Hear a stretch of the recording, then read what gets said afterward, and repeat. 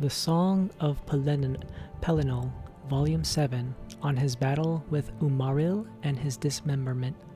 Editor's note: this fragment comes from a manuscript recovered from the ruins of the Alessian Order's monastery at Lake Canolis, which dates it to sometime prior to the War of Righteousness, First Era 2321.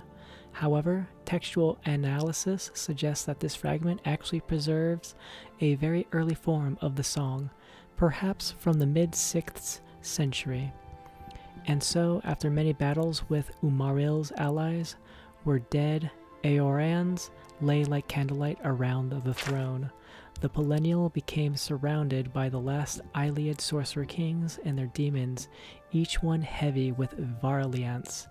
The white strake cracked the floor with his mace, and they withdrew, and he said, "Bring me Umaril that called me out." And, while mighty in his aspect and wicked, deathless, golden, Umaril favored ruin from afar over close combat, and so he tarried in the shadows of the white tower before coming forth. More soldiers were sent against Pelinal to die, and yet they managed to pierce his armor with axes and arrows, for Umaril had wrought each one by long Varliance, which he had been hoarding since his first issue of Challenge.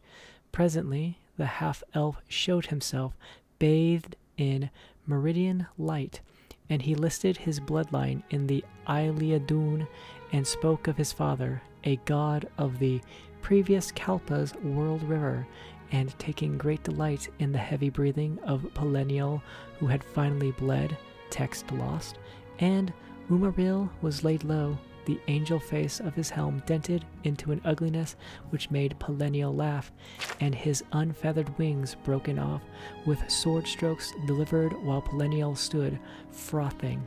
Above him, insulting his ancestry and anyone else that took ship from old Elnofe, which angered the other elvish kings and drove them to a madness of their own.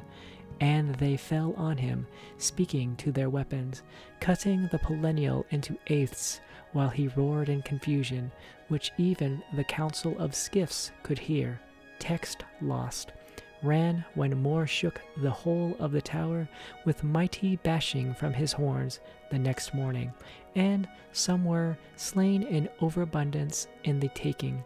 And men looked for more Iliads to kill, but Pelinal had left none save those kings and demons that had already begun to flee.